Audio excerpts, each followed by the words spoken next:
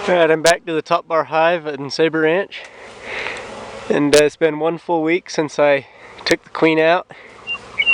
They look like they're still flying. It's good. They might be a little bit angry, so I brought them some sugar, and I'm going to check things out in there and see what needs to happen. Last night I looked in here, and the bar that I tied on with the string last time looks like it, I tried to lift it up and it broke off into the hive, so I'm going to fix that again. And I'm also going to look for any queen cells that they may have made, and see how many of the queen cells that I put in actually took. They should be capped by now. Alright, the lid's open. Here's the strings. It appears that the bees had actually chewed them off. Instead of binding the frame together, they actually separated it. I guess they wanted to climb over top of it. So I'm going to go in and I'm going to sew it on there a little tighter so they can't get between it. And that ought to fix that issue. Alright, I'm going to go ahead and get through these. It's one thing about top bar hive. In order to get up to the front of the hive, I've got to pull all the bars back. Put a little sugar on there so they know that I'm here to help them. See, they've already found it. Alright, here we are. You can see what happened is they tried binding it to the bottom of the hive rather than the upper bar. You can see here. And so when I went to lift it out, I just pulled the strings out. So I'm going to get this out of here and try to sew it on here a little better. Alright, I got it off. You see I had to cut it with my pocket knife here along the bottom again, because they had it bound to the bottom board with the wax. You can see little baby bees climbing out of their cells right here. Most of these have hatched out since I was last here, so you can also see there, little babies crawling out of their cells. So, you know, I should have left it in there for a few days so they could all hatch out, but that's most of them. I think I might have hurt a few right here, but I'll live with it. Now I'm just going to take a string here with a match so I can use it as a needle, and I'm just going to sew it onto this bar. Alright, first thing I did is I took my knife and went along here and straightened that out. See, I cut some wax off. Now it'll butt up against this a little closer. Don't underestimate the amount of string you need. I actually just ran out.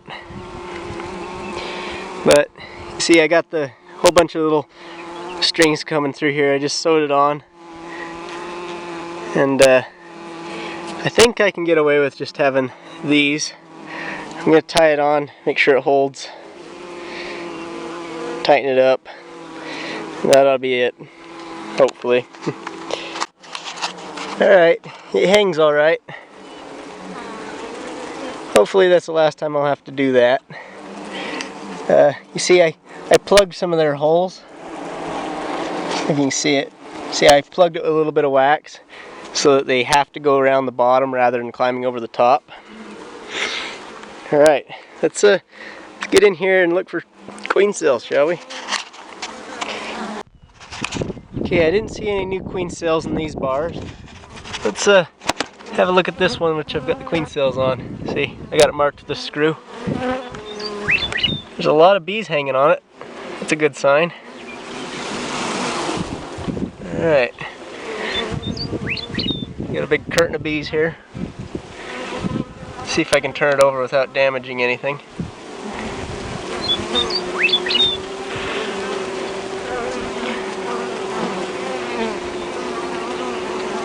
Pull these bees off maybe.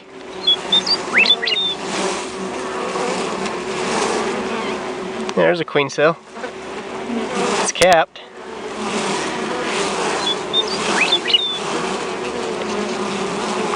Okay.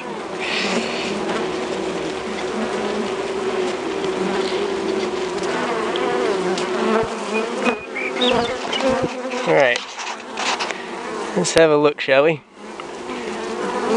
Looks like most of these have got the built on, but there's no queen larva inside of it. This one here that looks like they're protecting. Yeah, it's got a little grub in there. Well, this one. Yeah, this one's capped. Let's get a good picture of that.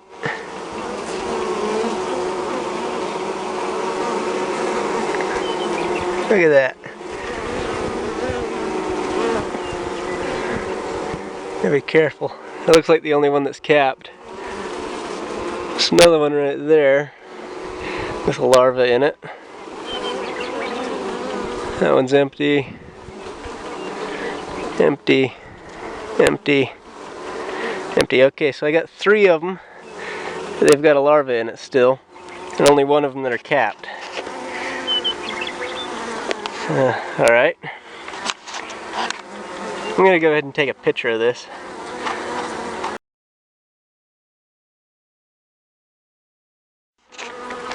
I took a couple of pictures. I'm just going to put this bar back in. I don't want to disturb them too much.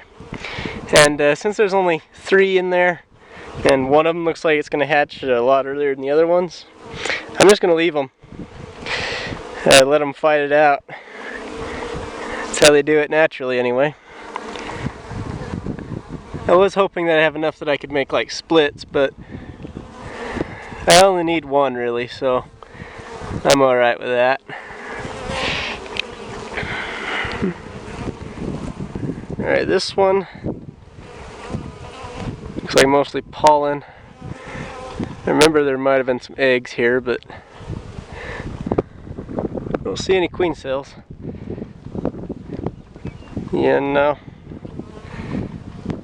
Yeah, they keep putting holes in the top here. I don't like that because it makes it weaker. But it looks like they don't got any other queen cells, it's just the one. I gotta be careful with that. It seems like every time I transport the cells to another hive I lose a few, so I'm not gonna transport it anymore. This has got some nectar and pollen in it. Quite a bit actually. They've been bringing in food. In fact, my dad was up in the hills earlier this week and he saw my bees on some aspen trees. There's a grove of quaking aspens way up. You can't even see it, it's over a hill there. It's about 2.5 miles in a straight line. So those bees go pretty far, and if there's flowers they'll find them. Alright, so I didn't see any other queen cells. It's just the one, just the couple that I put in there. That should be enough to requeen them. That'll hatch here in a couple of days, and they'll have them a new virgin queen. I saw some drones that were hatching out, so they've got drones now. Hopefully they'll be mature enough to mate with the queen by the time she's ready. Yeah. Alright, I'm still putting them together. I stopped at the drone frame to pull out a drone larva just to see what it looks like. Looks healthy. I don't see any varroa mites, so that's good. I'm gonna just drop that on the ground. Now this bar here with the strings, the bees are starting to get on it. It'll warm up. I'm kind of worried about it, so I'm going to take this lump of wax that I cut off. I'm going to ball it up.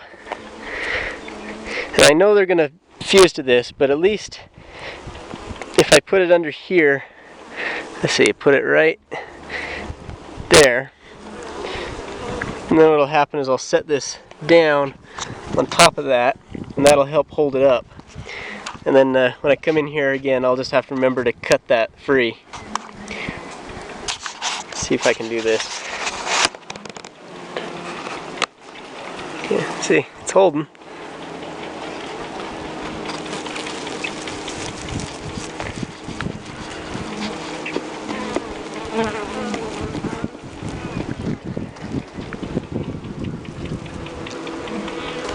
Alright, it's what's in there. I'm just going to squeeze this little ball. There. That'll tighten up.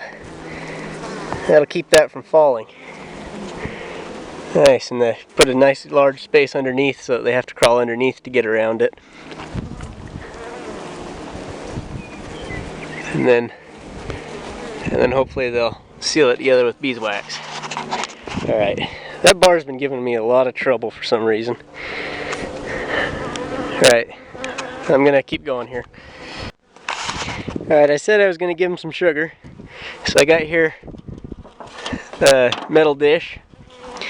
Now usually I feed these guys just with a jar up in a tree, but I'm just gonna put some sugar up on top of these bars since there's gaps here and they can get up. I'm gonna put some temporary paper towel ladders so that they can climb up into it. And hopefully this will fit under the lid. I think it should. There's quite a bit of room here. Yeah, if all else fails, I may have to like bend down the corners or something. But I'll go ahead and fill that. I didn't fill it all the way up for fear that I'm going to have to adjust it to fit the lid. But that's still almost a gallon in there. You can see I've put some grass, some old dry grass in here so that they don't drown in the liquid. And the ladders are just paper towels. You can see the paper's wicking the sugar down into the hive, and that could be an issue, but I think they're going to drink it faster than it's going to wick. Hopefully, it comes up quite far here, so you can see they're already finding it. And so are the flies, I guess.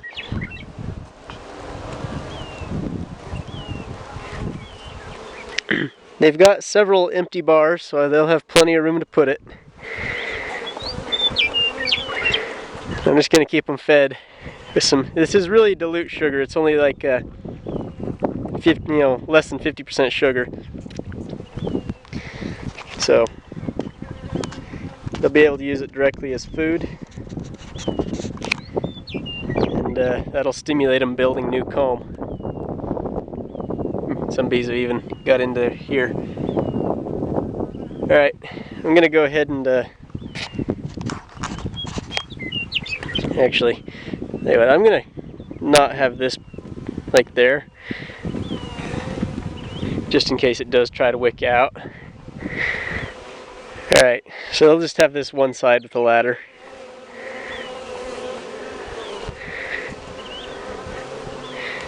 So I'm going to put the lid on, see how it works. Alright, I believe it fits. Let's have a look. Oh yeah, looks like it's got about a ½ inch clearance there. That ought to work. I'm still experimenting with ways to feed these top bar hives. But there you go.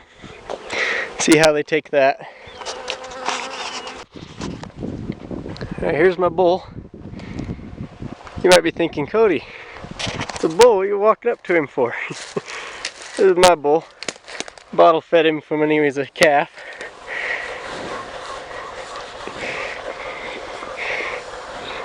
He knows me. Oh, bud. He's a big cow. Look at that.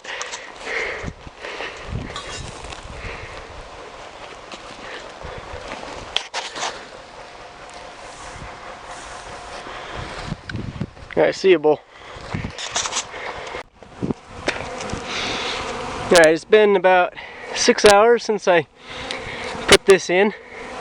You see they've drank almost all of it. A bunch of bees here. Thought they might do that. They're pretty thirsty. So I'm going to go ahead and dump in another gallon or so.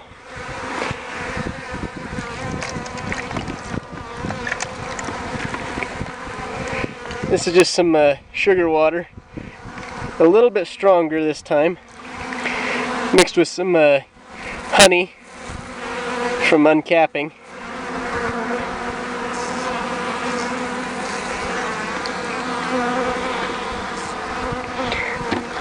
Let me bend the edges of this up a little bit so I can put more in there. I can't come back to these guys for another week, so make sure they get sugar. Alright. There we are. Let's get this grass floating.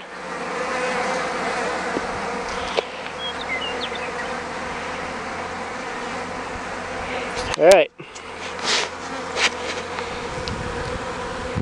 Yeah, they'll finish that off probably within another 24 hours.